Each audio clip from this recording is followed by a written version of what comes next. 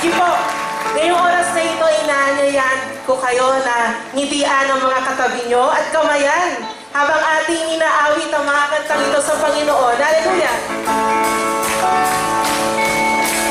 Oh, kay saya at kay ganda, tayo lahat ay sama-sama, umawit ng papuri, sumasayaw at kumakanta. Oh, kay saya at kay ganda, tayo lahat ay sama-sama, umawit ng papuri, sumasamba. Sige po, lawas kayo sa mga upuan nyo at kamayan nyo naman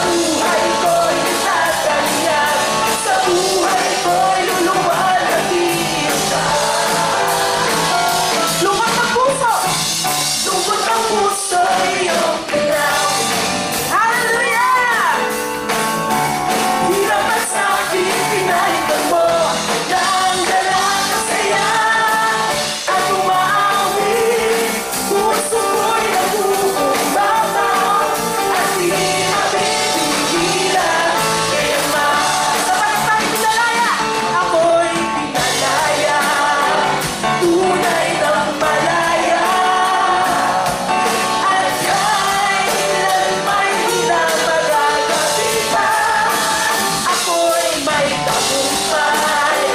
Si Jesus ang may bilang. Sa buhay ko'y hahayag. Sa buhay ko'y tatayag. Sa buhay ko'y luluwalhati.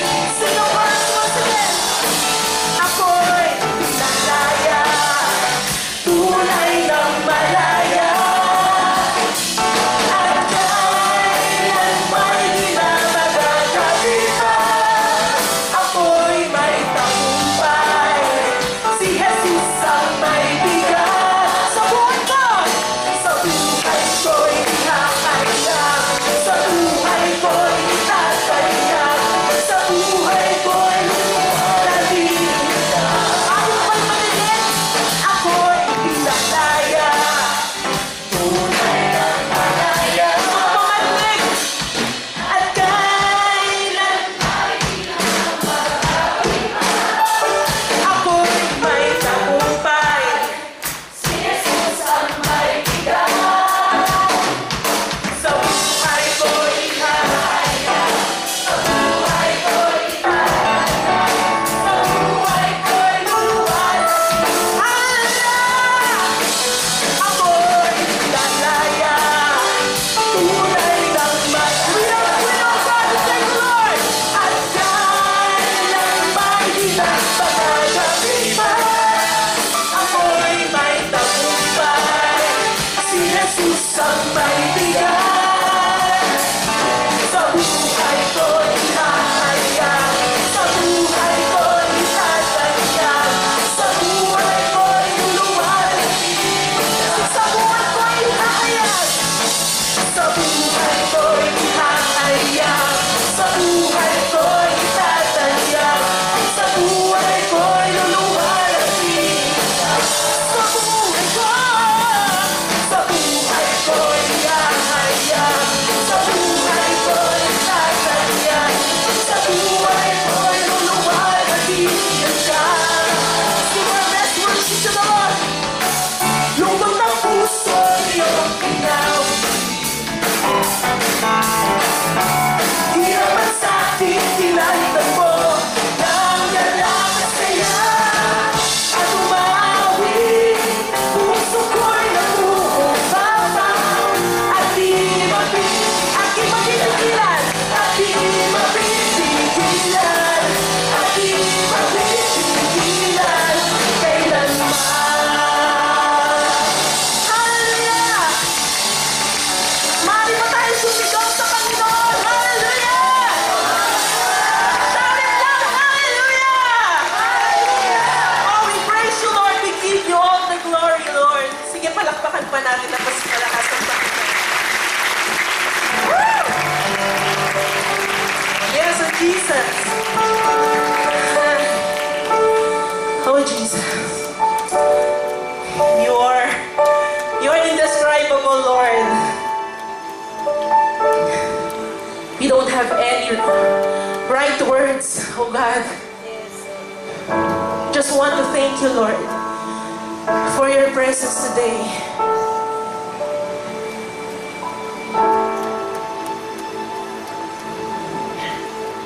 Ito ang dinedesire namin, Lord.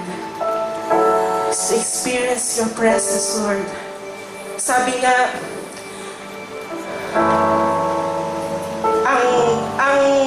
ang perlas, hindi siya nakikita sa gilid ng dagat. Sabi ko nga po kahapon sa worship symposium. Hindi nakikita ang pinakamaganda na perlas sa gilid ng dagat. Sa shore, hindi. Saan po siya makikita? Sa puso ng dagat. Sa pinakailalim na parte ng dagat. Amen? And that is a good description of the presence of God. You have to dig deeper. You have to swim deeper, dive deeper to experience His presence. Amen? Let's just continue to thank Him right now. Just say your prayer to Him.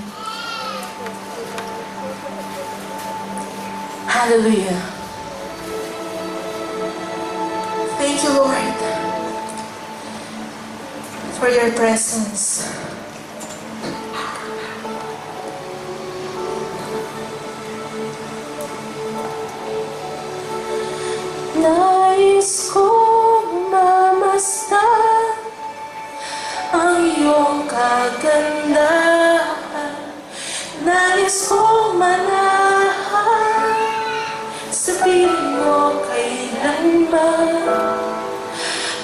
ibigin ka siyang nais ko. Ang sambahin ka, ang siyang mithi ko. Hindi nalalayo, hindi nalalayo ang pangako ko. Nais kong mamasdan ang iyong kagandahan. Nais kong manahan sa piling mo kailanman. Ang ibigin ka siyang nais ko. Ang sambahin ka, ang siyang mithi ko. Hindi nalalayo,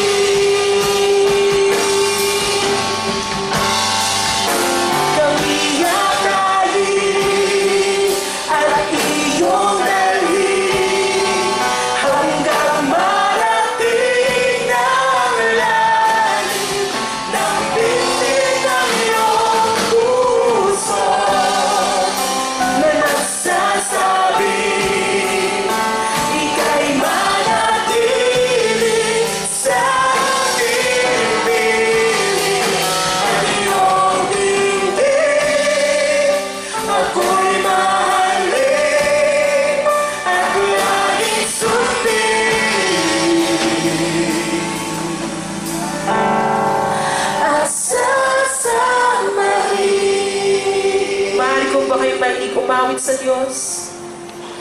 Kami akayin at iyong dalhin hanggang marating ang lalim ng tinig ng iyong puso na nasasabi ika'y manatili sa aking piling at iyong tingin ako'y mahalin at laging sundin at sasambahin.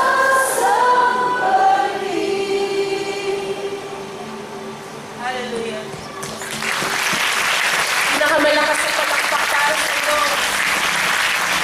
Sa inyo, all ang kaluwalhatian, ang mabuting pagsamba ng aming mga puso.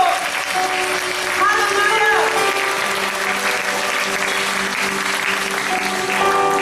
Yes, God, in the name of Jesus.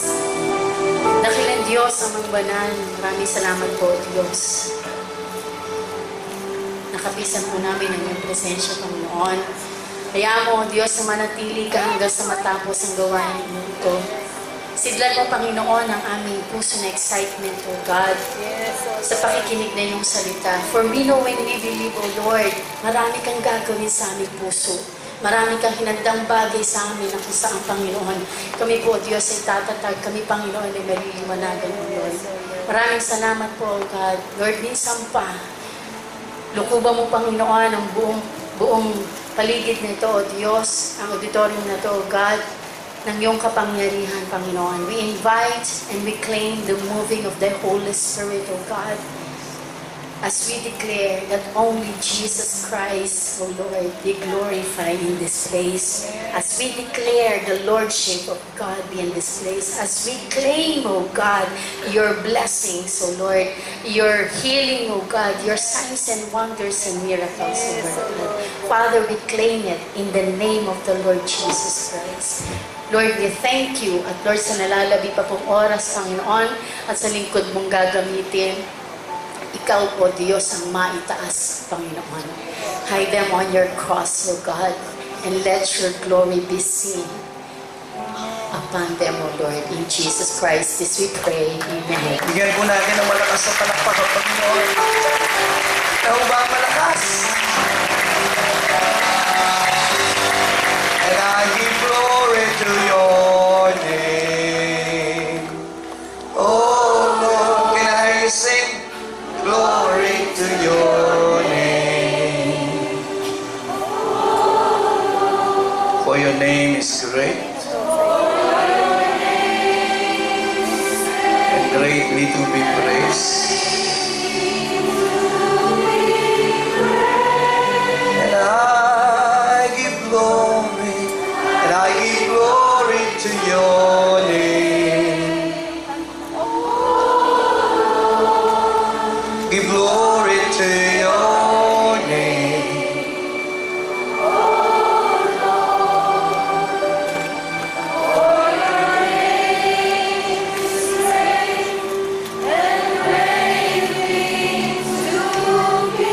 Bago po ako magturo, pakibaba ko ang kamay. Kanina nagturo ako sa prayer meeting. Siguro mas marami rito umatay ng prayer meeting 1:30. Nagturo po ako ng how worship goes deeper. And I told the congregation, if there is one thing that grieves the heart of God the most, is when we only sing from the mouth and not from the heart. Worship goes deeper because we are sincere. We mean what we sing. We don't just, hindi tayo kagaya ng parot na sabi pag sinabing, guwapo, guwapo, maganda, maganda. Hindi po ganun ang pagsamba. Ang pagsamba is not just reading the lines here in the LCD. Worship is, we mean what we sing and we sing what we mean. We will sing the song again, then I preach a simple message. Siling mo pong nakataas ang kamay. From the heart, everyone will sing, and I give glory to your name. Much better. Oh Lord, give glory to your name.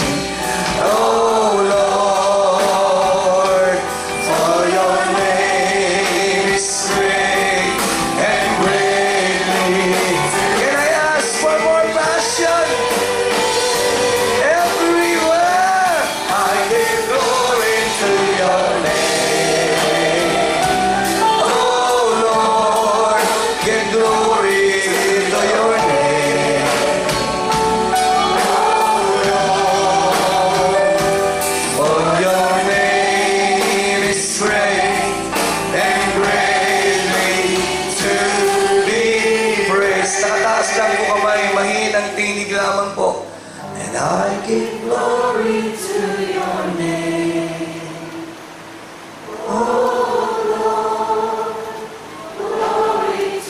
Bring it, Joel.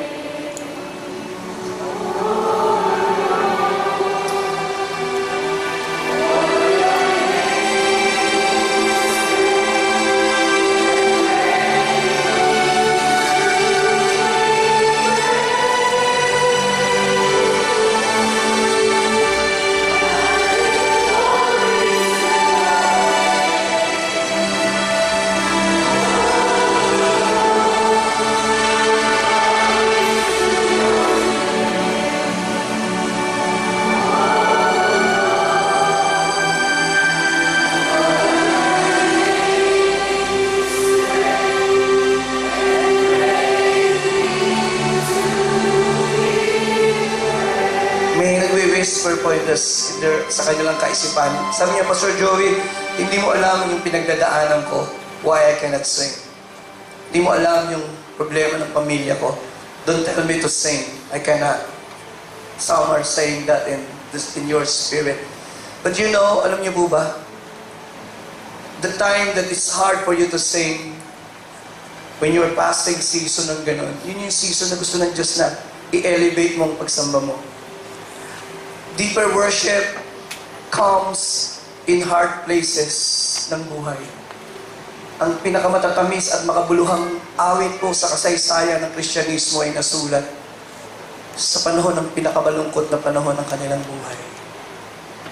Minsan, hindi natin alam yung mga sitwasyon na meron tayo ay oportunidad for us to go deeper in worship.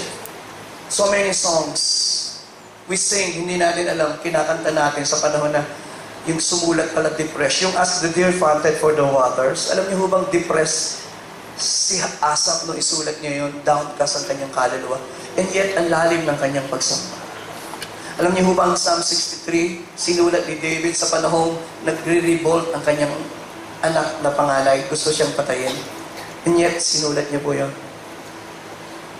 And people go deeper in worship because ano man yung nararamdaman mo, gusto mong sambahin ng Diyos eh. Doon ho nagiging, alam niyo bang may isang ibon sa Amerika na hindi makapito, hindi makaawit pag walang sugat yung ibon. Pero pag may sugat siya, nagtataka po ang mga scientists, napakatamis ng kanyang awit. Today, inaanyayahan ko po kayo na you go deeper in worship today, regardless what you feel, regardless ano yung dinadaanan nyo. I know this is not an easy challenge, but I'm asking you to do something that will help you to go deeper in worship. One more time. And I give glory to your name. I give the congregation the chance. Ring it, Joel. Goes the anointing.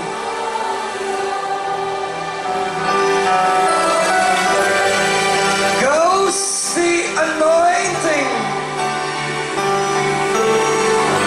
Oh, Holy Ghost. And I give glory to your name. Glory to your name.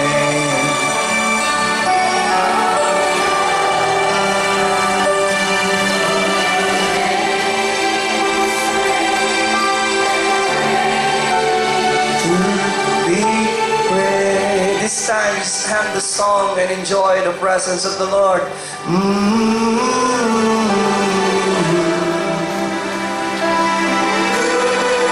Oh.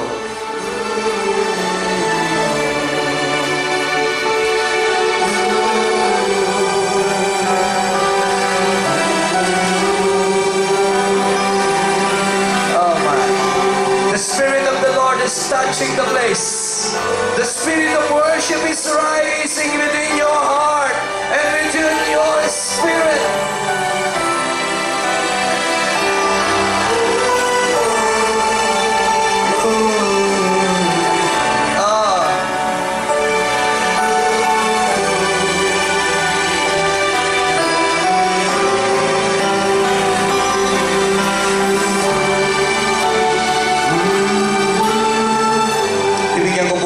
Saglit na yumuko Kung may mga panalangin po kayong gustong banggitin sa Panginoon, keep playing, Joe. I'll give you the chance na katagpuin po ninyong Panginoon.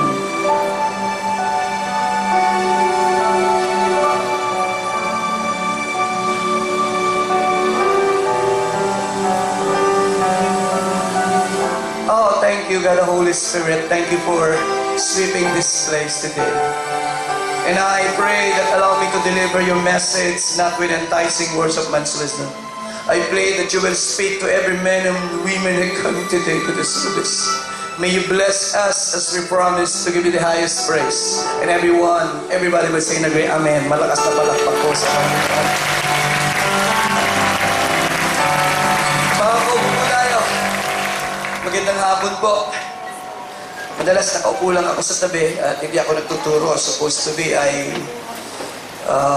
may iba po akong assignment. Allow me to go to the preaching of God's Word that the Lord gave me this Sunday. Ang aking nagsininsahin po ay the call to spiritual. Sabi ko, spiritual examination.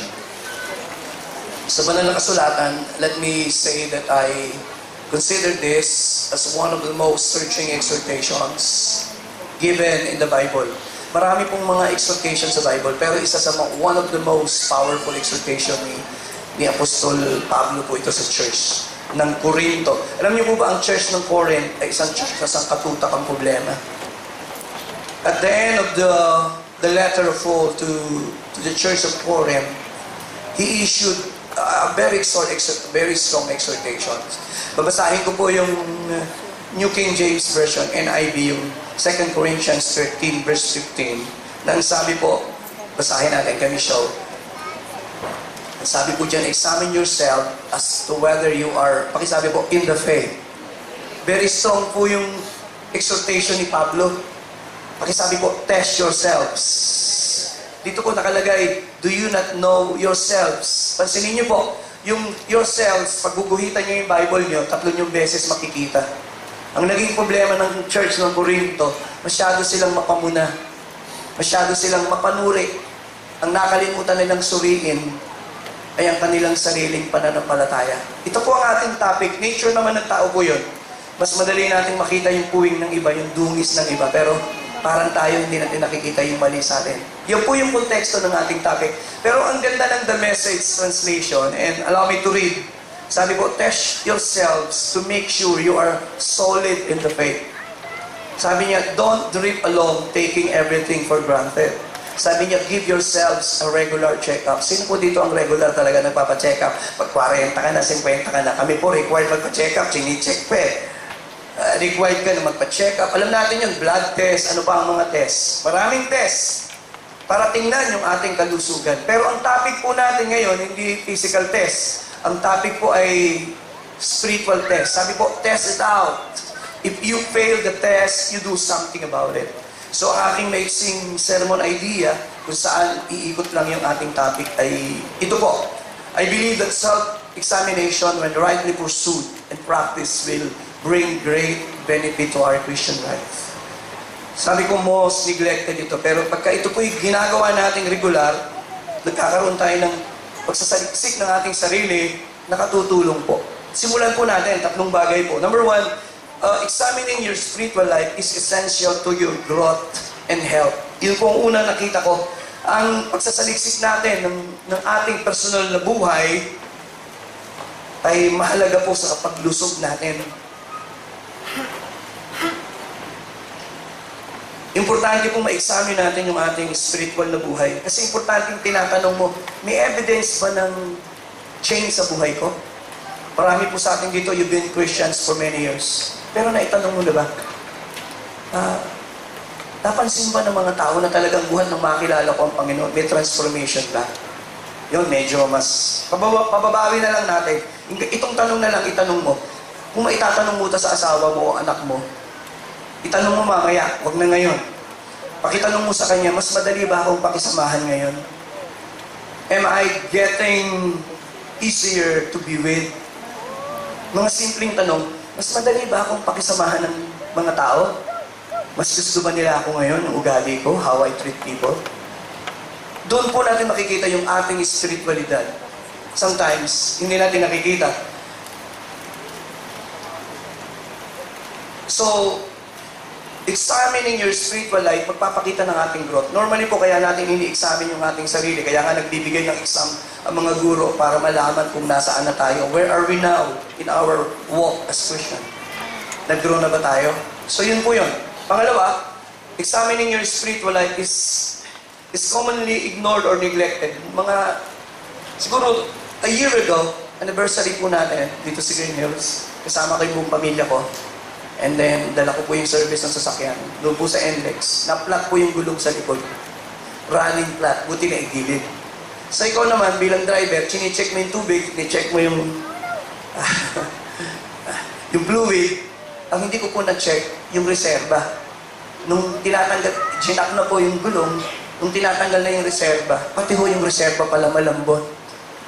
Ang laki ng problema. May reserba ka, pero hindi mo magamit. Para humanap ka na magbo-vulcanize, kilometers ang lalakarin mo, tapos yung gulong mo. It took me 2 hours para maipavulcanize yung gulong ng sakyan, para maibalik at ikabit. Ang laking abala, nakaka-stress. Alas 8 na ng gabi, umalis ka ng Halgunoy, Bulacan, mga bandang alas 4 ng madaling araw. Hindi ka nakalakasan. What is my point? In-ignore mo lang Hindi mo chinek yung gulong, sana nag-aksaya ka. Ganon din po tayo May mga bagay na kung hindi natin in-neglect, hindi natin binaliwala, siguro much better Pangatlo, examining your spiritual life should be done, pagkasabi po, intentionally, humbly, and prayerfully. Mamaya po, magbibigay ako ng mga tanong na makatutulong sa atin para matest natin yung ating spiritual na buhay. Ang unang pakiusap ko po pag nag-test na po tayo, ay una, sarili natin ang i-test natin, hindi yung iba. Huwag tayong lilingon-lingon at sabihin natin, yung asawa ko para sa kanya. Yun yung iba ko kasi pag nag-preach ako, nakikita ko, pag binabanggit si pastor, titin niya yung asawa, sabi niya,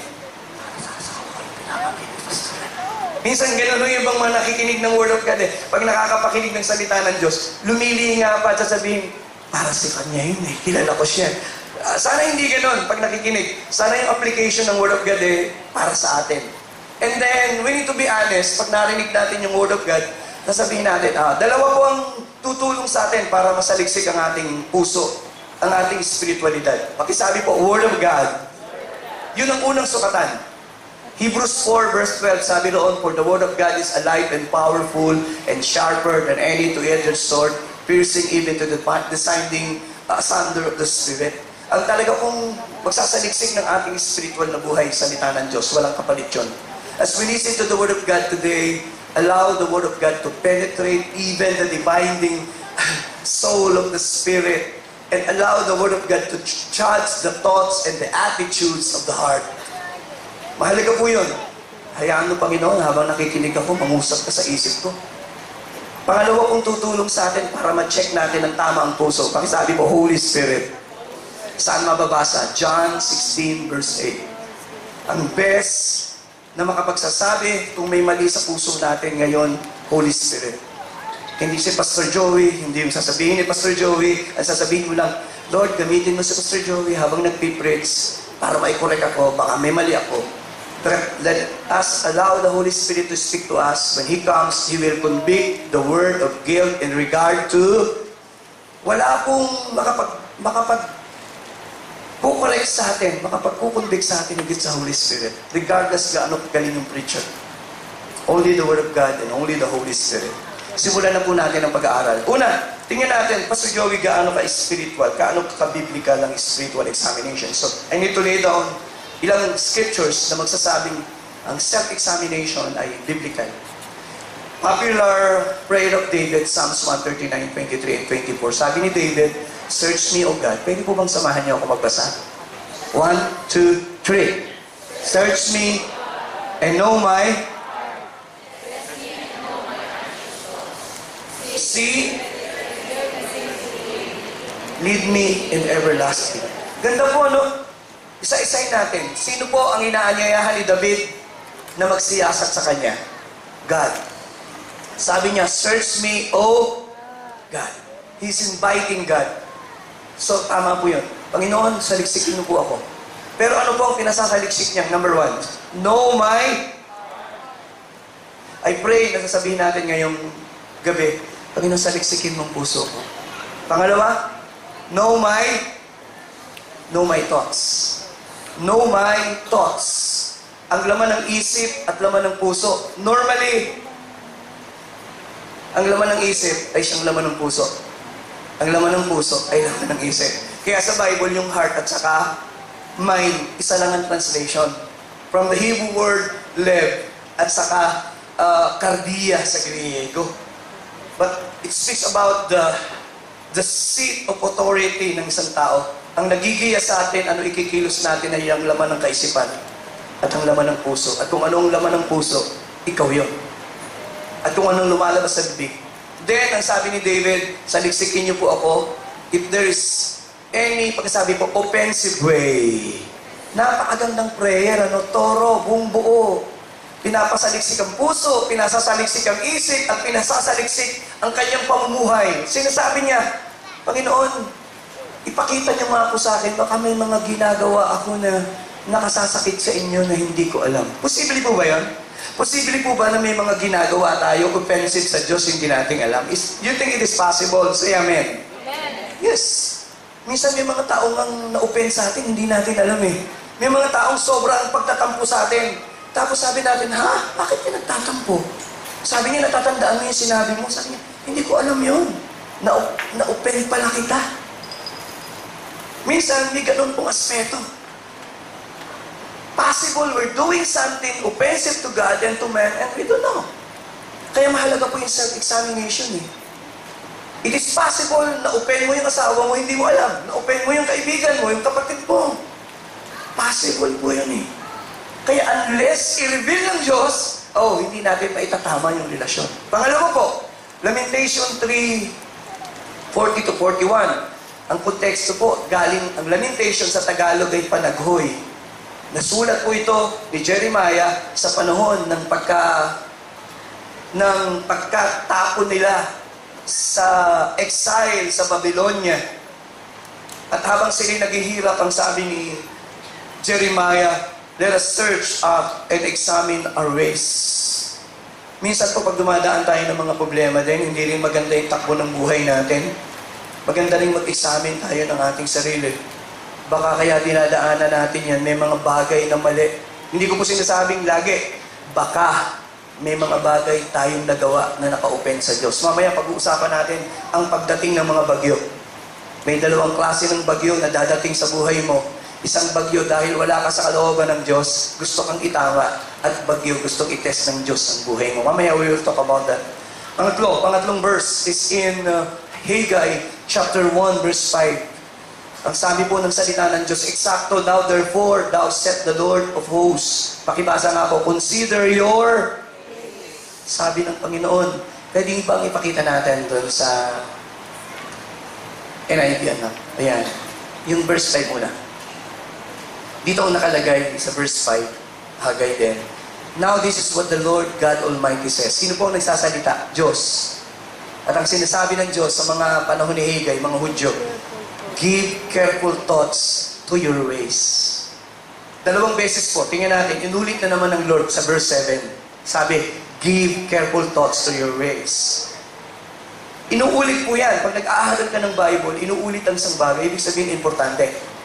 Pero tingnan niyo po yung verse 6. Bakit sinasabi ng Lord? Sabi ng Lord, hindi niyo pa napapansin?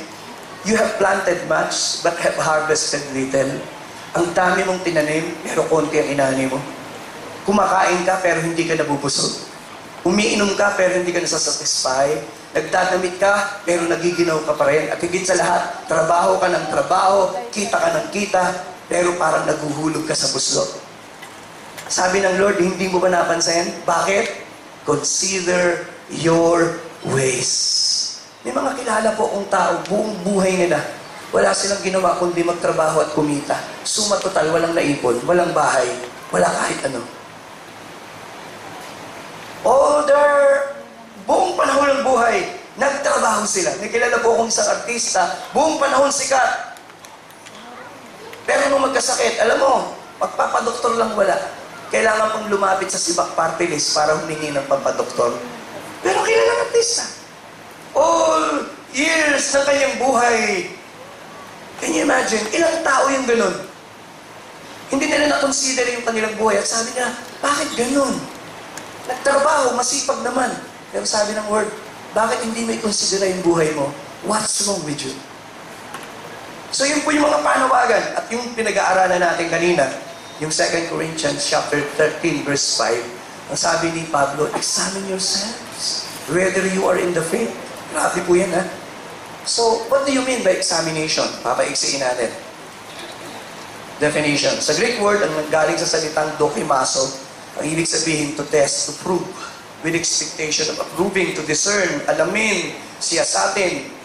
Dinidiscern mo, tama ba? O hindi? Yun po yung kahulugan. Sa Tagalog, approve ba o hindi? Disapprove ba? You discern people. You discern. Ibig sabihin, ini-examine, inaalam mo yung tama, inaalam mo yung mali. Ini-examine mo kung approve o hindi. Yun po. May mga bagay sa, approve yan, hindi approve yan. So, yun po yung pinanggalingan ng salita. Dinidistinguish mo yung tama sa hindi. Noong nakaraan po, kinikwento ko, may isang kapatiran lumapit sa akin. Sabi, Pastor Joey, kumusta? Sabi ko, mabuti po kayo, kumusta? May ganito, may binanggit siyang pangalan. Sabi ko, nako, manluloko ko yan. Nagulat siya nung banggitin yung pangalan. Sabi ko, naku, ang dami nang inutangan yan. Pastor, JIL daw siya, hindi ko siya JIL. Ba't kilala kayo talaga? Kilala ako, pastor ako. Sabi ko, ba't hindi kayo tumawag sa akin? Tinanong mo man lang nyo, Pastor, kilala niyo ba ito? You see? Bakit nalo ako? Yun po yun eh. Hindi mo na nag-examine, hindi mo na nag-imbestiga. Pero dito po sa context natin, kaya ka po nag-iimbestiga, inaalam mo kung genuine, totoo o hindi. So yun po yung ibig sabihin. Kaya yung sinabi ni Pablo, sa mga taga-Korinto, sinasabi ni Pablo, examinin nyo nga yung sarili nyo, totoo ba kayong na-convert? Totoo ba kayong nakakilala sa Panginoon? Bakit puro kayo pasaway? Pasensya po sa salita. Sabi ni Pablo, bakit puro kaguluhan ang ginagawa niyo sa church? Puro kayo ganito. Baka naman kaya kayo ganyan. Hindi kayo totoong na-convert.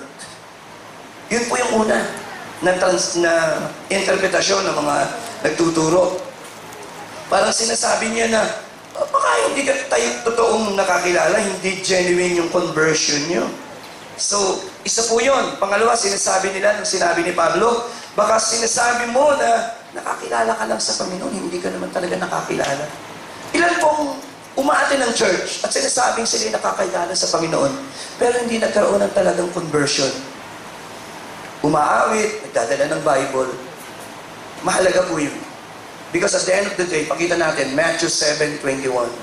Ang pinaka-worst na mangyari, inaasahan mong papasok ka ng langit, pero sasabihin ng Lord, pag pupunta ka na doon, sabi ng Lord, not everyone who says to me, Lord, Lord, will enter the kingdom of heaven, but only those who does the will of my Father who is in heaven.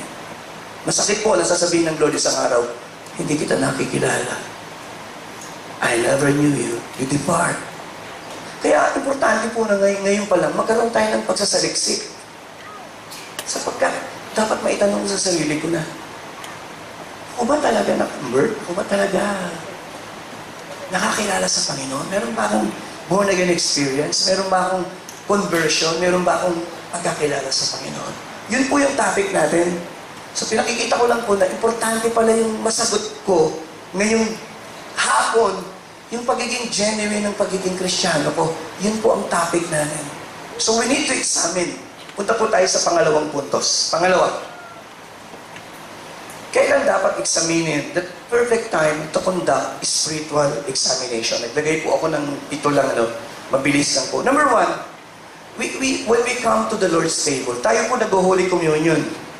At pag may Holy Communion, pinakikiusap ko po lagi, sabi niya, magkaroon tayo ng pagsasaliksik. Kasi minsan, nagpapartake ng Holy Communion yung iba, hindi mo na in-examine ng sarili. 1 Corinthians 11:28, pakita natin. Sabi ni Pablo, a man ought to examine himself before he eats the bread and drinks of the cup. Kasi sa halip na ma-bless tayo ng Holy Communion, hindi tayo ma-bless. Anong dahilan? Nagpapartake tayo ng Holy Communion, mali puso natin. Pangalawa, when we are experiencing prosperity, naku naman, Pastor, hindi ba ang prosperity, blessing ng Diyos yan? Tama po yan. Ako po ay napunta na ng Europe ng maraming beses. Nakita ko na yung mga dating churches na nakasara. Ginawa na lang museum. Yung mga dating kilalang church. Anong pumatay sa mga Kristiyano? Tumingin po kayo kay Pastor Joey. Hindi po persecution. Lalong hindi kahirapan. Namatay ang maraming churches, hindi naman lahat, dahil masyadong masagana ang buhay. Masyadong blessed materially. Pag tinanong niyo po ako, ang mahirap hawakan, isa sa pinakamahirap hawakan sa mundong ito ay pagpapala. When you are blessed with so much thing in this world. Ang nagiging problema doon, masyado tayong blessed, nagiging relax tayo sa relasyon sa Diyos. May kapatiran po tayo, nagpapapray na magkatrabaho. So, pinag-pray natin. Pagkalipas ng ilang linggo nagkatrabaho, hindi ko na nakita umaaten. After 3 months, sabi ko, saan ka nagpunta? Nagkaroon po ako ng trabaho, Pastor. Kahit po linggo may pasok. Pwede po bang ipag-pray niyo ako ng panibagong trabaho? Yung walang pasok ng linggo, para naman ako'y nakakadalo. So, ibig mo ka akong sabihin, alis ka sa trabaho? Opo, Pastor. Hindi po pagpapala yun. Pagpapala ho ba yun na wala akong panahon ng maglingkod sa Diyos? Nakikinig po ba tayo? So, nag-pray kami, nagkaroon ng trabaho. Ngayon, sabi niya, Pastor, yun yung trabaho gusto ko eh. Hindi naman gusto ko lang magkatrabaho. Gusto ko rin maglingkod sa Diyos eh. Dito po sa Deuteronomy chapter 8, tingnan po ninyo yung sinasabi ng salita ng Diyos. Verse 10, when you have eaten and are satisfied, praise the Lord your God. Pagka binless ka na ng Diyos, maraming bagay, magpuri ka sa Diyos. Verse 11, ano pong sabi? Be careful that you do not. Yun po ang problema, pag masyado ka nang na-bless, pwedeng makalimutan mo ang Diyos. Yun ang nagagawa ng sobrang blessings. Kaya kung minsan ang blessing, naging curse eh. Kanino? Sa mga taong lalayo sa Diyos. Pag ang mga blessings ay naglayo sa iyo sa Diyos, ay hindi blessings yun. Naging curse sa iyo. Verse 12. Otherwise, when you eat and are satisfied, when you build houses, ayun, settle down eh, lahat meron eh. Verse 13, basa po, 1, 2, 3. Ang dami ng alahas, ang dami ng silver, gold. Bless na. Verse 14, anong danger? 1, 2, 3. Become, pakisigaw po, become. Naging mayabang ka na. Bless ka na eh. You see? Pangalawa, you will the Lord your God. That is the danger. Kaya kung minsan po, mahirap din masyadong bless. Hindi ko po sinasabing dapat maghihirap tayo. Ang sinasabi ko po, dapat maging sa panahon ng pagpapala, magtanong tayo, Lord, baka na-bless nga ako, nalayo naman ako sa iyo. Na-bless nga ako ng mga bagay na ito, naging mayabang naman ako. Maybe something. Yun yung time. Pangatlo, ang tawag ko po doon, test of prosperity. Ito naman, test of adversity.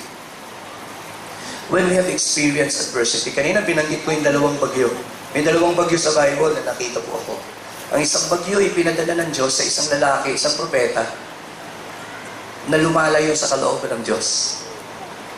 Dumating yung bagyo, yung barko, kamuntik ng lumubog, kamuntik pang nadamay sa sumpa yung mga sakay ng barko. Ano po ang pangalan niya? Ano pong pangalan niya? Pakisigaw.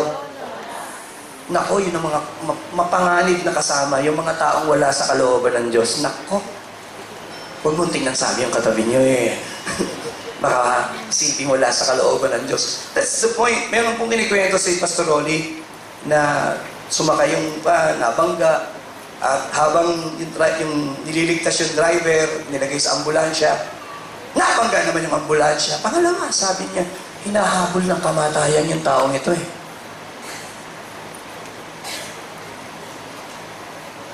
Alam niyo, mabuhay nang wala sa kalooban ng Diyos ay isang bagay na mapakapanganib. Supposed to be si Jonah maging pagpapala. Hindi siya naging blessing eh. When you are living outside God's will, you will never be a blessing to the people kung nasaan ka. Mapanganib nga, baka ma-curse mo pa yung mga taong kasama mo eh. Yun yung unang bagyo. Kaya pinadala ng Lord ang bagyo, gustong ituwid ng Diyos ang anak niya na wala sa kalooban niya. Salamat sa Panginoon. Ang Diyos na nagbibigay ng pangalawang pagkakataon. na i-correct niya yung kanyang mali. Sumunod siya sa Diyos. Pero tingin po kayo kay Pastor Joey, madalas pinipreach ko, he's a God of second chance. Tama ba yun? Partially correct po yun. Tingin po kayo kay Pastor. Pag narinig ko po yun, sabi nung preacher, God is a God of second chance and many chances. Tanong, is that correct? Theologically, it is correct, kapraso. Pero hindi po lagi nagbibigay ang Diyos ng tsansa. Sodom and Gomorrah, hindi binigyan ng Diyos ng tsansa. Namatay agad si Usa, hinawakan lang yung Ark of the Covenant, walang second chance. Si Sapera sa si Ananias, nagsinungaling, patay agad. Hindi po laging may second chance. Diyos lang po ang nakakaalam kung bibigyan ka pa niya ng tsansa na maitama mo ang buhay mo, hindi. So, there's no assurance na mabubuhay ka ng mali ngayon. Who knows? Sabi niya, bigyan ako ng Lord. I don't know. But the point is, mahirap mabuhay ako sa God's will. So, minsan yung adversity, pinadadala ng Diyos para i-correct tayo. Kaya may tinatawag po na pagpalo ng Diyos sa kanyang mga anak. Ang pangalawang bagyo, dumadating po para i-test tayo ng Lord. Naalala niyo po bang nakasakay si Jesus sa bangka at natutulog? Kagaya nung katabi niyo ngayon? Ay, hindi po. Wala pong natutulog. Walang natutulog.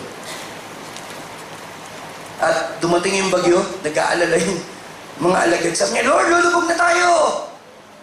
And then tumayo ang Lord, sinaway yung bagyo. Sabi ng Lord, hanggang ngayon, wala ba kayong pananampalataya? Dumadating po ang bagyo to test our faith.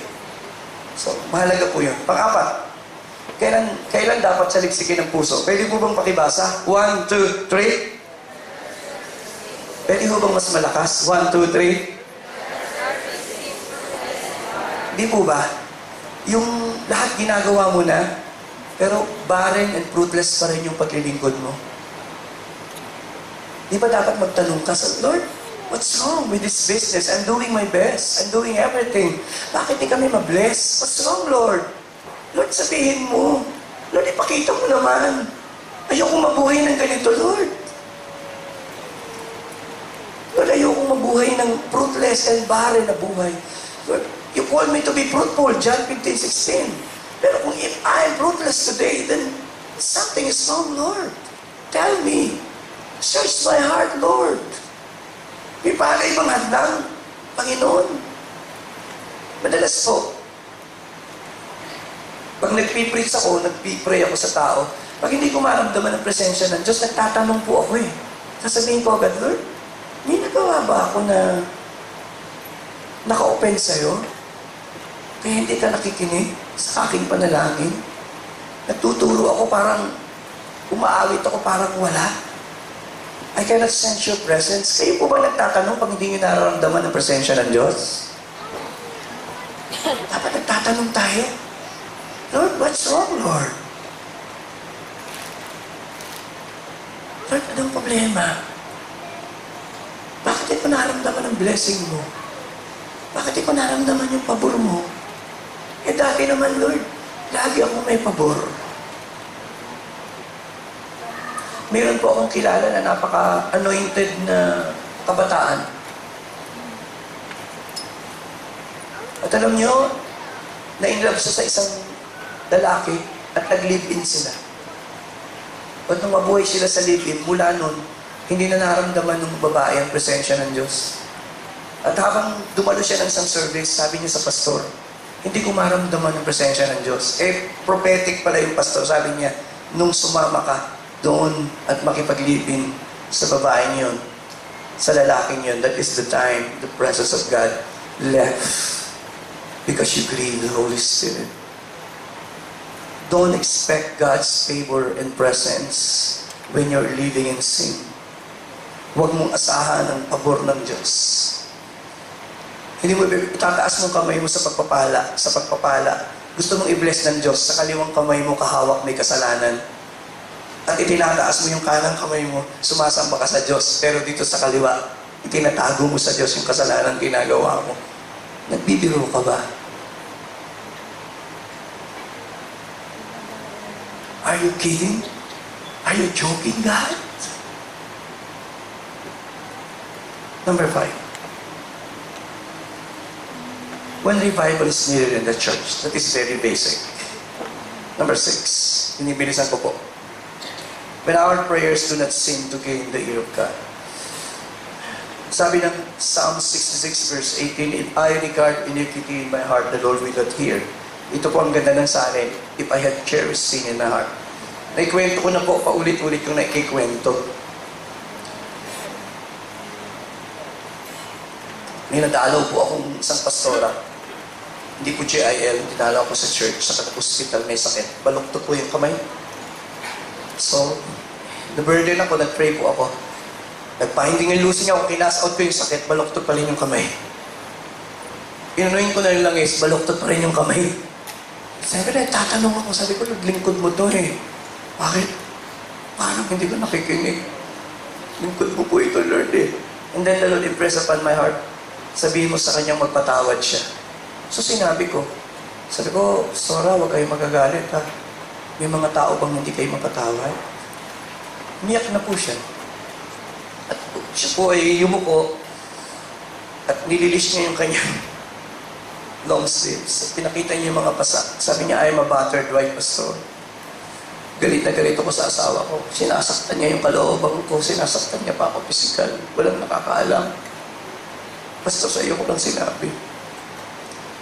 Sabi ko, Pastor, you're not winning. By doing so, mahirap para sa Panginoon na pagalingin ka niya. Itong sakit mo ay resulta ng hindi mo pagkapatawad. Mahirap para sa Panginoon na pakinggan ang iyong daing. Sabi niya, alam ko. Sabi ko, why hold on to unforgiving spirit? You are not winning, you are losing. Forgive. Naumuki ko po siya. Pagkalipas ng ilang minuto, naupo doon sa gilid ng bed. At binanggit niya po yung pangalan ng asawa niya. Palakas ng palakas. Hanggang nasabi niya na pinapatawad ko na po siya, Panginoon. Pinapatawad ko na siya. Alam niyo, baluktot niyang kamay, bigla umumunat. Ang nagkulong sa kanya upang hindi makakilos ang Diyos ay hindi si Satanas. Ang nagkulong sa kanya sa sakit na yon ay siya sa sarili niya. Punong-puno siya ng galit at poon. Ilan na nakaupo sa lugar natin ito? Narito ka sa service na ito. Nagtataka ka bakit ikaw mag-bless ng Diyos? Nagtataka ka bakit wala ang kapangyarihan ng Diyos? Kung may unforgiving spirit po, yan po yung hadlang. Pang-pito po. Before we move sa practical aspect ng teaching natin. When we are very conscious that all is not well with our Christian life, pasalikan natin yung Haggai, chapter 1, verse 6. Sinasabi ng Panginoon, you have planted much. Hindi mo ba naiisip? You harvested little. Dami mong tinanim. Pero kakarampot yung inahalin mo. Hindi ka ba dapat magtanong doon? Oo nga, Lord, I invested. Pero I lost everything. May mga taong ganun eh. They planted so much. That is the time na magtanong ka, what's wrong, Lord? You eat, you drink, meron po akong pinag-pray. Lahat po sila namatay sa bangungot. Yung tatay niya, 4, puro bangungot. Sila 4 na magkakapatid, puro lalaki, pang-4 yung panganay na babae. Namatay na yung pangalawa. Namatay na yung pangatlo. Siya yung bunso. Hindi na siya natutulog halos. Sabi niya, Pastor, baka sa bangungot din ako mamatay. Sabi ko, hindi mo ba naiisip? Tingin po kay Pastor, under curse ang pamilya niyo. Nagtataong ba lahat ng tiyuhin mo namatay sa bangungot? Are you listening to me? Sabi ko, this is curse in your family. You must repent. At alam niyo, nag-pray. Natutuwa po ako, maminsan-minsan dumadalo sila dito kasi taga-tagig sila eh. Kilala ko kasi inaanak ko sa kasal eh. May 2 siyang anak na malusog, maayos. Sabi ko, what is my point? Sometimes when things is not well with our spiritual life, sa mga nangyayari sa paligid, magtanong tayo. Balikan natin yung verse 6. Tingnan mo, sabi, wala kang ginawa kundi kumita, maghanap buhay, pero parang naguhulog ka doon sa buslo. Kasabihang Pilipino yun, naguhulog ka sa butas. Naglalagay ka sa lalagyan, pero tumatapon at nawawala. Kung ganun po ang buhay nyo ngayon na nakaupo po tayo rito, magtanong tayo. Sabi mo, masipag naman ako, pastor eh. May lumapit nga sa akin, sabi niya, pastor, tatiles naman ako eh. Sabi ko talaga, tatiles naman ako pagka... Yung totoo, tatiles naman ako talaga pag naisipan ko eh. Eh kasi sabi ko, checkin ko ha? Kasi nagtataka naman ako. Please look at me. Are you telling me you are faithful to God and God is not blessing you? You're making God a liar by doing so. Pag sinabi mo sa akin, napaka-faithful kong mag-tithes, napaka-faithful ko talaga, sasabihin mo sa akin yun, lantaran sabihin ko sa'yo, totoong faithful ka. Let me check your tithes. Hindi po, pastor. Naisipan ko, sabi ko, hindi ka faithful. Sabi niya, hindi ba ganun yan, pastor, pag naisipan? Sabi ko, hindi ka faithful. Don't expect God to bless you. You need to be faithful. Sabi ko sa kanya, alam mo yung pinaka-worst na pwede mong gawin? Tingin po kayo. Yung para sa Diyos, ibili mo nung para sa'yo. Ibibigay mo sa Lord, Lord, ito'y para sa'yo. Tapos nagbago isip mo, hindi Lord, bibili na muna akong rent para sa akin. Yung something na para sa Diyos, na ipinangako mo, kukunin mo para sa'yo. You know, I call it spiritual suicide. Kasi ang Pilipino, mahilig mangako pagka may mga problema. Lord, pag nanganak ang baboy ko, hindi ako magtatiles. Happy tayo, Lord! Eh, nanganak ng 10 yung baboy. No? Galing!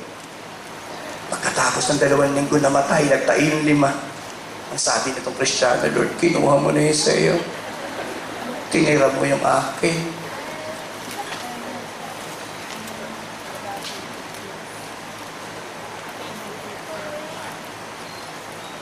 Dangerous po yung mga ngako ko sa Diyos. Please, natatawa lang po kayo, nag-chucho kayo ng konti. The worst thing na pwede mong gawin, mangako ka sa Diyos at hindi mo to pa rin. Yung mga broken promises, nagkagapos ng ating buhay. Broken vows. Hindi po ina-expect ng Diyos na gumawa ka ng vows.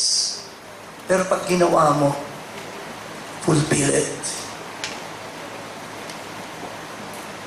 Tuparin mo. Huwag kang magyayabang sa Diyos. Sabi mo, Lord, no. Narinig ka ng Diyos, Ecclesiastes 5 verse 3 and 5. Yabi na, Lord, narinig ka niya, puro pagyayabang ang pinagsasabi mo. Now, punta po tayo sa topic natin ngayon. Application na po. Kaya po natin makinig 10 more minutes. Say amen. Mabilis na lang po ito. Sagutin natin ng matapat. I-check mo, pag-check. At pagka hindi check, ang sasabihin mo lang, pag-iinaman ko pa. Unang tanong, basa. Number 1, 1, 2, 3. Maganda po yan kung malakas eh. 1, 2, 3. Am I growing in love? Bakit yan pong unang tanong? Because the greatest commandment ay mahalin mo ang Diyos ng buong puso, ng buong kaluluwa at buong kalakasan. That is the first and the greatest commandment. Kung may sukatan ng ating spiritualidad ngayong hapon, ay itanong mo sa sarili ko, mas mahal ko ba ang Diyos ngayon kaysa nung una ko siyang nakilala? Mas mahal ba kita, Panginoon, ngayon kaysa nung unang nagsuko ako ng buhay sa iyo? Basic lang kung tanong. Pangalawang tanong, mas mahal ko ba ang kapwa ko? Ibalik muna natin, anak. Mas mahal ko ba ang aking kapwa ngayon kaysa dati? Is there evidence that I am growing in love? Basic question. Sa harap ng Diyos, mahalaga po yun. Minsan, ina-assume natin na tumatanda tayo, mas mapagmahal tayo, mapagpatawad. Totoo po ba yun? Naikwento ko po ba sa inyo na minsan nandyan po ako sa lugar ng itago natin dyan sa may Robertson Galleria at nakatayo po ako doon, naghihintay ako, may hinihintay ako. May dumaan po na isang babae. Mukhang donya ang dating kasi mga naka-uniforme pa yung mga maid niya eh. At sabi ng dalawang maid, narinig ko. Hindi ko naman sinasadya, narinig ko lang, overheard ko lang. Sabi ng matandang dalawang nakabihis, sabi niya, matanda na, masama pa ugali. Then naisip ko, may assurance ba na tumatanda tayo, nagiging mas mabuti tayong tao? Kaya tanong ko kanina sa inyo, mas madali ka bang pakisamahan ngayon? Yung asawa mo, tanungin mo, mas madali ba akong pakisamahan? Oo naman, lalo't may regalo ka, ang dali mong pakisamahan. are really easy to... Am I getting easier to live with? Ako po, may asawa, may mga anak. Madaling malaman pagka maganda yung sermon ko eh. Pag sinabi ng asawa ko sa akin, bless na bless ako, ang ganda. Eh, alam ko kung totoo yung sinabi niya, kailangan niya ako eh. Alam niya ugali ko, pati paghihilig ko, alam niya pangit yung ugali. Para ma-bless ang isang taong kilalang kilala ka, na-bless talaga. Tayo po, tumingin po kayo. Yun ang kaibahan natin eh. Ang Diyos, mas nakikilala natin, mas minamahal natin. Say amen! Yung ibang tao, mas nakikilala natin, parang ayaw natin sa kanila. Why? Because you know more. Sana sabi mo, hindi mo na nalaman na ganyan ang ugali niya. Sana mas minahal ko siya. Sana mas gusto ko siya. Mas pakikinggan ko siya. Mas hahangaan ko siya. You see? Loving God wholeheartedly lies at the heart of spiritual health. Ang sukatan na malusog tayo spiritual, mas mahal natin ang Diyos, mas okay po tayo. Say amen. Pag-sabi po, say amen. Because love is the greatest of all. 1 Corinthians 13:13. The greatest of all is love. 1 Corinthians 13:13 na napakita. But now three remains, faith, hope, and love. Kayo pong bumasa ng huli. But the greatest of this is love. No matter what I say, what I believe, what I do, I am bankrupt without love. I keep reminding the congregation, any number multiplied by 0 is 0. 20 billion times 0 equals a life without love is 0. Ang buhay natin ito 0 pag hindi natin natutuhang magmahal. Ang pinakamataas na sukatan na yun, pagmamahal. Check. Pastor, kailangan ko mag-improve dyan sa aspetong yan. Very good. Punta po tayo sa pangalawa. Pangalawang tanong. Bibilisan ko na lang po. Am I? Ngayon po ba, mas malalim kayo mag-pray, mag-consistent po ba kayo? Yung iba tumagal na Kristyano, along the way, hindi na naging consistent.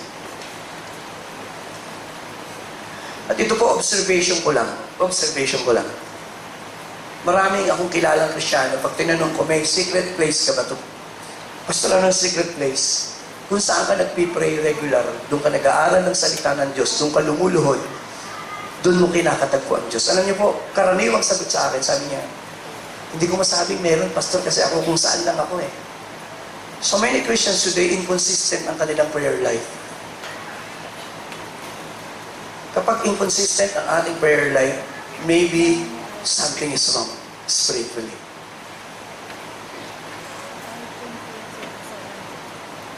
Simpleng sukatan ng ating buhay, yung ating buhay panalangin. Sa araw-araw, lumilipas ang linggo, ang mga prayer natin, yung mga cute prayer, thank you Lord for the blessings. Good night Lord. May kilala akong dalawang kabataan, hinabol ng aso eh. Naikwento ko na ho ba? Hinabol ng aso, susumampa sila dun sa bakod. At habang sinasakmal ng aso, malapit ng makagat, sabi ng isa, hindi ba Christian ka? Oo. Pero hindi ako lagi na mag-pray ka, hindi ako lagi nag-pray. Ano yung alam mong prayer? Yung alam ko lang yung pagkakakain eh. I-recite mo!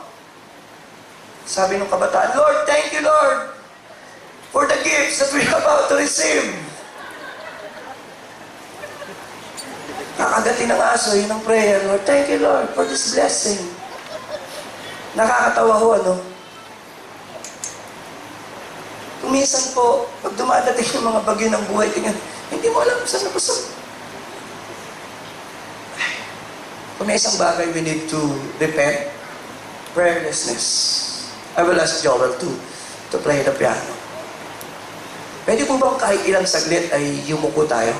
Humingi niya po kayo ng permiso na hawakan yung kamay ng katabi niyo at ipag-pray niyo nga po yan para dumali lang yung spirit of prayer sandali. Secret place, Marlon. Pwede po bang ipag-pray lang natin? Pagpalain niyo po mga kapatid dito sa third service. Ang kanilang negosyo, ang kanilang tinapay, ang kanilang relasyon, ang kanilang tubig. Naway, bibiyayaan mo sila ng gabay at karunungan sa kanilang mga desisyon. Naway, Ikaw ang mag-iingat at gagabay sa kanilang mga tahanan. May you keep them from harm. Bibigyan ko pa po kayo ng additional 30 seconds to pray habang dumadalo yung spirit of prayer. Pakitaas po yung dalawang kamay. I pray that the Lord will anoint our hands again to pray. Panginoon, muli mong langisan ang aming kamay at ang aming mga labing manalangin. I-release mo sa amin ang spirito ng panalangin at pagsamba. This is my holy place. This is my secret place.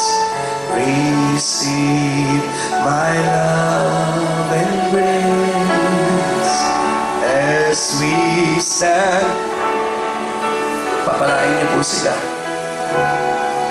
Ang inyong pag-iingat, ang inyong presensya, ang inyong pagsama, ang inyong kalapitan. This is my secret place. This is my home. Pakibaba po yung kamay.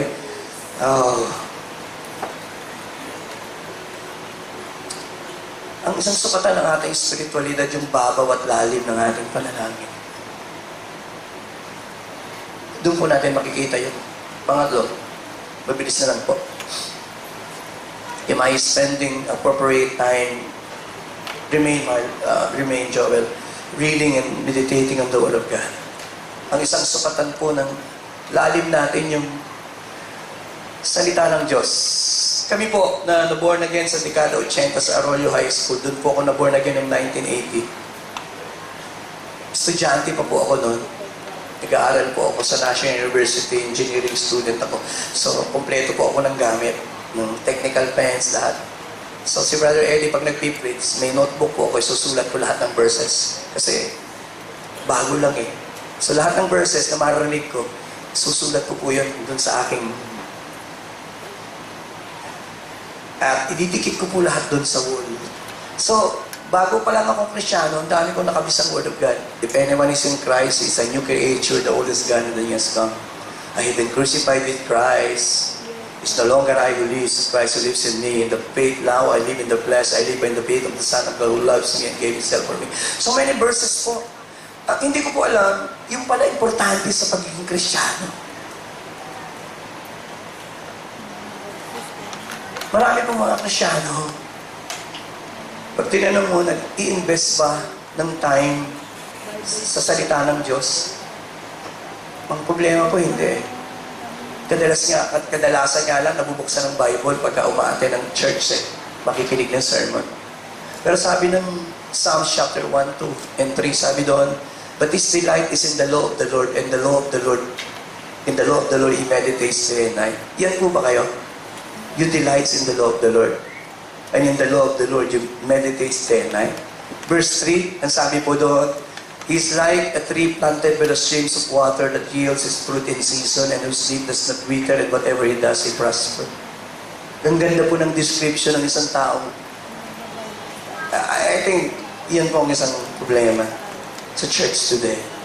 Pangapat po, sukatan, malapit na po ako. Just Skype, give me 5 more minutes. Am I getting closer to God right now? Sasabi ko bang mas malapit ako sa Diyos ngayon? Meron ba akong hunger sa Kanyang presence? Marami pong Kristyano ay natalo po sa battle ng intimacy. Minarinig akong mga testimony, sabi nila, Pastor, I used to be intimate with God. But along the way, I lost my intimacy with God. I used to be intimate with God. Sabi ko, kumusta ka naman? Sabi niya, hindi ko alam. There is a battle with intimacy with God. And I think this is the greatest battle.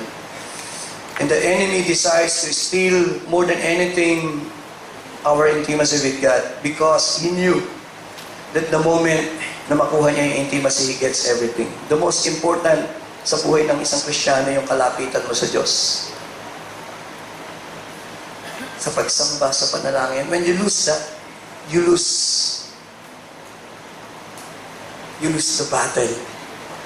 Ang sukatan po ng isang mature na Kristiyano, pag tinatanong ko, sabi ko yung kalapitan mo sa Diyos. Yung malapit na relasyon sa Panginoon. Kaya, am I getting closer to God? Kayo lang po makakasagot niyan. Panlima, am I living in humility before God, my family, friends, and co-worker? Yung bang mga tao sa paligid ko, nakikita ba nila na mapagpakumbaba ako? Mapagpakumbaba ba ako? Am I humble? Humble, yes. Humble na. Am I humble? Sa harap ng Diyos, sa harap ng... Walk humbly with your God. Am I humble? Pastor, tanungin niyo po yung asawa mo, humble ba ako? Tanungin mo yung magulang mo, humble ba ako? Mapagpakumbaba ba ako? Yung mga kaibigan niyo, tanungin mo, pag nakikita mo ba ako, nakakakita ka ba na ako mapagpakumbabang tao? Yung opinion nila, importante rin, kahit pa paano. Pang-anim, am I seeking to glorify God? Meron mo bang desire sa inyo na i-glorify ang Diyos? Of course, Pastor Joey, I'm a Christian. Kaya paborito natin yung song na may tribute eh, di ba? Paborito natin yung song na yun. Akala ko nung araw ang title nun, To God Be the Glory. Ang title pala nun ay may tribute. And normally, ang kinakanta lang natin yung koro, To God Be the Glory. Pero paglipas ng panahon, nung pinag-aaralan ko yung hymno, mas maganda pala yung verse. Alam niyo ba yung verse? Kantahin natin. How can I say thanks for the things you have done? Ganda mo, ano? Things so undeserved, yet you gave to prove your love for me. The voices could not express. Pahina na ng pahina, all that I am.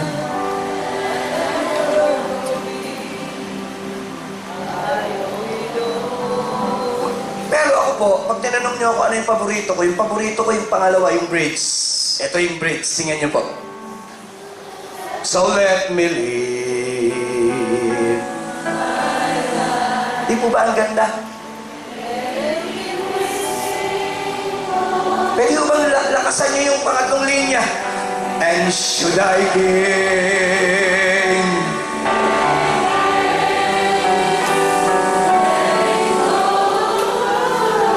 Pakiulit niya ako, pwede mo bang habang inaawit, nakataas ang kamay? So let me live my life.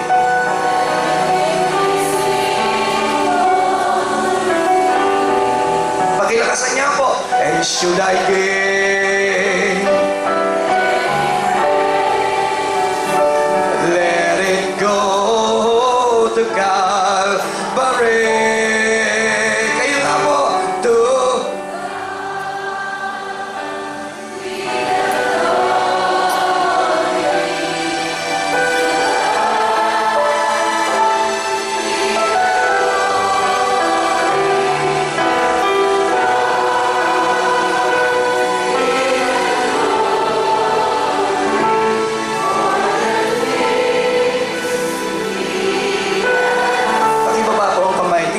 Pastor Joey, hindi ako naniniwala na pwede kang maging Kristiyano na wala kang desire na luwalhatiin ng Diyos. Isang simpleng sukatan ng pagiging malalim at pagiging spiritual. Do I have the desire to glorify God? Naniniwala po ako, walang nakaupo rito, na kahit minsan hindi mo desire na parangalan ng Diyos. Tanong sa akin, why? Sabi ko, Pastor, this is how Jesus lived. And everything He did, gusto lang niyang maluwalhati ang Diyos. Kaya sabi ni Paul, whether you drink, whether you eat, you do it all. Pakisabi po, do it all. Maraming kabisado mo. Minsan ako kabisado ko po, pero pag binabalikan ko, do all to the glory of God. Do all. pang-anim po, pang-pito na po, mabilis na lang. Am I sensitive to the voice of God's Spirit? Madali pong malaman pag tayo ay totoong Kristyano eh. Romans 8:16. Yung Holy Spirit nagte-testify sa'yo. The Spirit Himself testifies with our spirit that we are God's children. Pagka ang Holy Spirit po hindi mo nararamdaman, walang witness sa'yo, pag nagpipray ka, pag ang Holy Spirit hindi ka kinokorek, pag mali yung buhay mo, hindi mo nararamdaman yung conviction, magtanong ka. Baka hindi ka nagkaroon ng conversion. Sabi, bakit hindi ko nararamdaman yung sinasabi ni Pastor? Gumawa ako ng kasalanan, I'm not even convicted. Magdi-decide ako, hindi ko man lang maramdaman na. Ano niyo po si David, ginupit lang yung laylayan ng damit ni Saul eh. Hindi na siya mapakali. Yun po yung mga evidence ng spiritualidad natin eh. May kilala nga po akong kapatira natin, mainit yung ulo, nagdadrive eh. Sinitan ng MMDA eh. Mainit ang ulo niya, sinigawan niya yung MMDA, natakot yung MMDA sa kanya. Pagdating niya dun sa may Kamuning, yung kanyang radyo lagi nakalagay sa DCAS Christian Station. So binuksan niya, nagpapalamig siya ng ulo. Sabi nung nagsasalita sa radyo, napagpala ba ang kinausap mo ngayon? Nakunbig agad siya, alam niya hindi napagpala yung sinigawan niyang MMDA. Nag-U-turn ho siya dun sa Kamuning, sa GMA. Bumalik, attorney. Hinanap lang po yung MMDA, dala-dala yung lisensya. Sabi niya, pasensya na kayo, mainit lang yung ulo ko. Natawa po yung MMDA. Sabi niya, sir, okay na ho. What is my point? Kung hindi sensitive ito, hindi man yung magkamali ang problema, tsak nagkakamali tayo. Are you listening? Tsak tayo nagkakasala. Say amen! Ang pinag-uusapan natin, gaano ka-sensitive ka na itama mo yung mali mo? Gaano ka-sensitive na i-correct mo kung mali ka? Sabihin mo, ako talaga mali. Sometimes, hindi tayo sensitive sa spirit eh. Hindi lang ako kayo, maski ako minsan. And then, when I lose my sensitivity to God, then something wrong is with me. Number 8, 9, and 10, and I close. Am I giving with gladness? Sukatan po yun. Masaya ka ba kapag nagbibigay ka? Basic po yun. Masaya ba ako? Sukatan po yun ng spiritualidad eh. Pag Doon ko nakikita yung sarili ko eh. Pag gusto kong katagpuin yung pangangailangan ng ibang tao. Gusto kong i-bless yung tao. Doon makikita yung sarili mo eh. Alam niyo, ito lumang kwento. Sa isang service po ng JIL, may isang babae matanda. Tumaas po yung dugo. So nagkagulo. Emergency, dinuha. At muli yung service. Alam niyo, habang nakahiga sa ambulansya yung matanda, hindi tumatakbo yung ambulansya kasi sabi ng matanda, yung tights envelope ko, yung blue envelope ko, sabihin mo sa anak ko, ihulog, baka makalimutan. Isipin mo itong matanda isusugod sa ospital. Mamatay-matay na at mataas ang dugo. Hindi makatakbo yung ambulansya bahit sinasabi, tiyakin mong ihuhulog yung aking offering. May mga kilala naman ho ako, nakararating yung tights in offering, sila hindi. Sabi niya, pakidala mo naman itong tithes in offering ko. Marami lang akong ginagawa. Are you telling me mas interesado ang Diyos sa offering mo? At sa tithes mo kaysa sa'yo? Hindi naman kailangan ng Diyos yan. Mayaman ng Diyos eh. Ang totoo niyan, kaya binigyan tayo ng Lord ng pagkakataong magbigay ay sapagkat dyan ang paraan ng Diyos para mag-bless niya tayo at mapalago niya tayo spiritual. Hindi na kailangan yan. Kailangan niya mayaman siya. Yan ay sukatan lang ng Diyos para turuan ka, para mapagpala ka niya. Yan ay paraan ng Diyos para tulungan kang lumago at maging better person when you give. Hindi kailangan ng Diyos niyan. Lahat ng meron ka sa Diyos.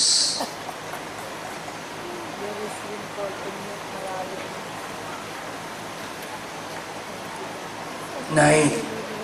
I close po. Pastor, kanina niyo po kung sinasabi yan eh.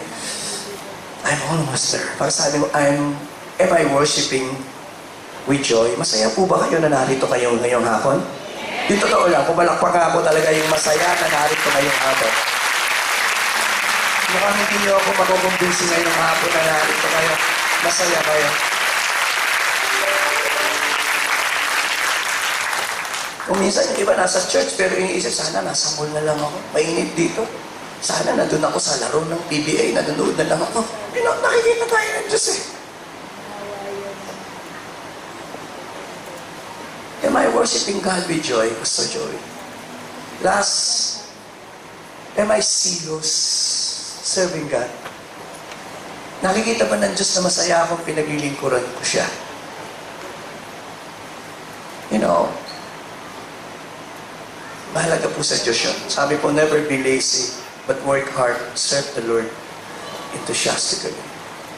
Is there enough joy in my heart to overflow? Kanina po, pinanunod ko kayo habang nagpapakanta si Karen. Lungkot ng puso'y iyong... Di po ba sabi ng lyrics? Alam ko kami nagsulat nun eh. Tinranslate namin yung song kasi adaptation. Pakita natin yung lyrics. Di ba yun yung kinakanta nyo kanina sa umpisa? Lungkot ng puso'y iyong binawi. Hirap, sabi nung iba, pinapanagsan. Lungkot ng puso'y iyong binawi. Tapos pagka kinakanta na yung palakpak ang inyong kamay. Ano pong kadugtong? Itaas at iwagayway. Bakit? Ako na compose nun ha? Si Pastor hindi alam yung song. Tapos ano kasugtong? Sama-samang, sabi nung iba, sabi, hindi makatotohanan yung kinakanta ko eh. Sana, sabi ko nga mo, yung pong, alam niyo kung bakit namin, kikwento ko na lang, marami akong kwento matagal kasi kung di nagtulo sa third service. Yung pong lungkot ng puso yung pinawi, English yun ng, you turn my morning in. Yun po yun. Nung gabing yun, si Joanne, si Marlon, sabi ko, Tagalogin natin. Sa Tinagalog, masaya kami, nagkakantahan kami tapos sayawan. Nung kinamagahan, nasa Bible school po andun yung mga pastor, mga almost 150. So, klase. Kumakatok po ng alas 6 yung isang pastor. Sabi, Pastor Joey, sabi ko, ano po, tayo, medyo mas edad sa akin Pastor Joey, magpapaalam sana ako. Sabi ko, bakit po kayo magpapaalam? Malapit na po ang tapos ng training. Sabi niya kasi may problema sa bahay. Kasi po, 2 weeks po yun yung intensive schooling eh. Sabi niya, nahihiya ako sabihin. Sabihin niyo. Umalis yung asawa ko, Pastor eh. Gusto niyo bang buuin ko yung kwento?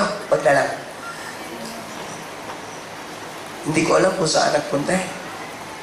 So nung marinig ko po yun, nandito ka, nag-aaral ka, para lumalim sa Diyos. Tapos yung asawa mo umalis. Sa madaling salita, iniwanan ka. Ang laki ng problema ni Kuya. Tapos nung umaga ngayon, magsisimula ang service.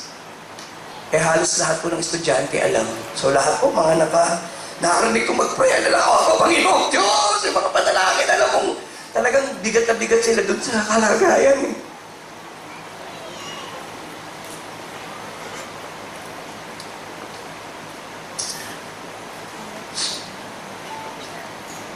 And that day, tumayo si Joanne. Hindi niya alam yung kwento. Yun ang pinakanta niya. Tugtugan mo nga ako, maestro. Lungkot ng puso'y iyong... Yun, kinanta niya. At nung kantahin niya, masayang-masaya kami lahat. So nakita ko po, minsan, para marilis tayo sa ating mga lungkot, kailangan nating umawit at pumalakpak sa Diyos. Doon lang tayo nagkakaroon ng kalakas.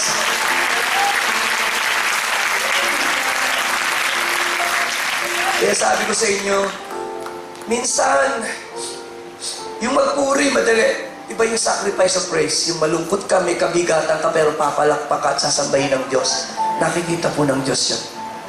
Tumayo po tayong lahat ngayon. Bigyan natin ng 30 segundong malakas na palakpak ang Panginoon sapagkat karapat-dapat siya sa ating pagsimba.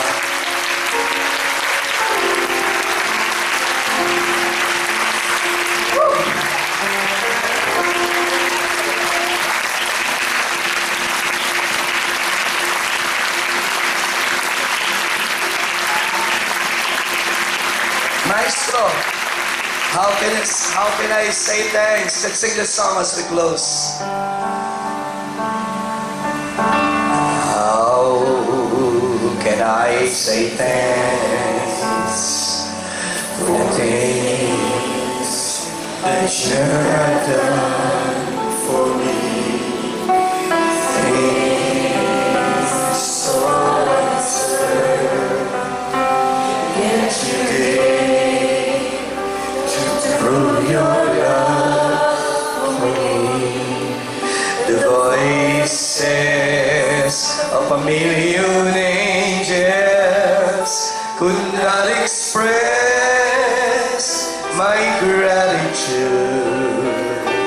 Oh, that I am and ever hope to be. I only owe. Pakitaas mo ang kamay. Worship Him. To God.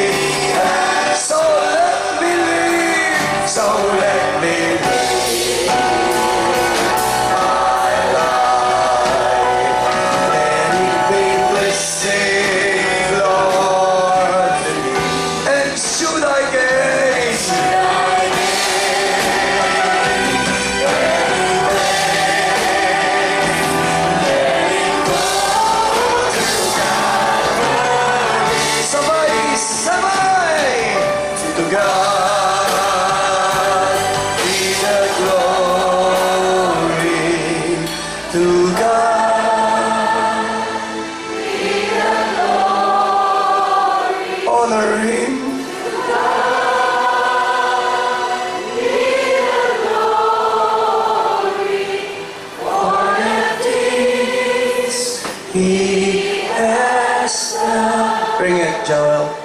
And with His blood.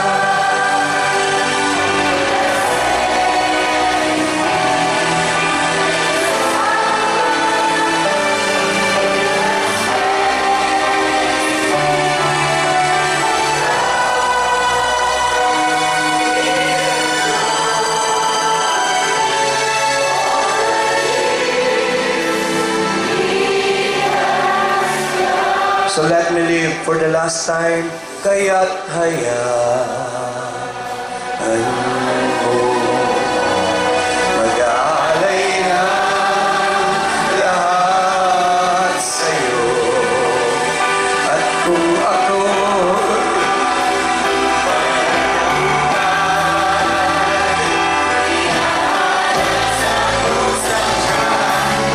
isang beses pa po, kaya't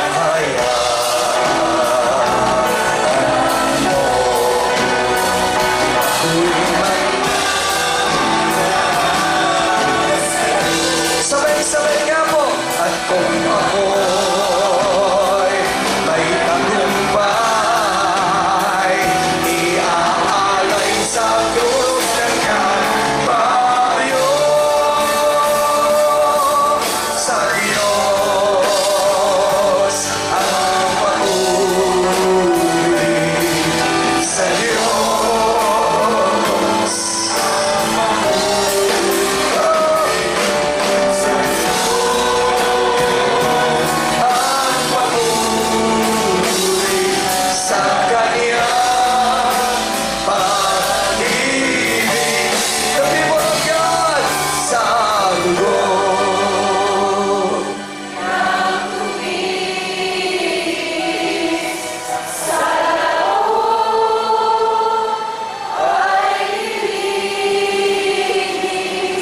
Jesus.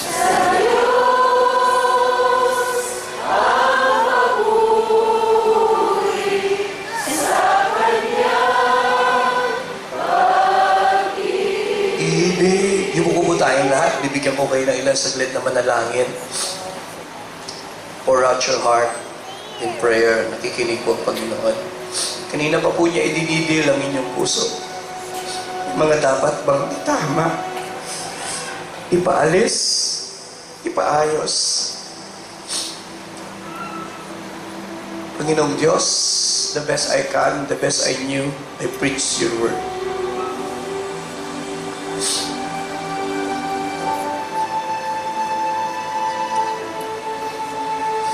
Itama niyo po ang puso namin sa inyong harapan.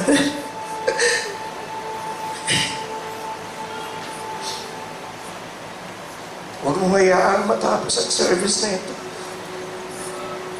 Nalalabas kami na may mali sa aming puso.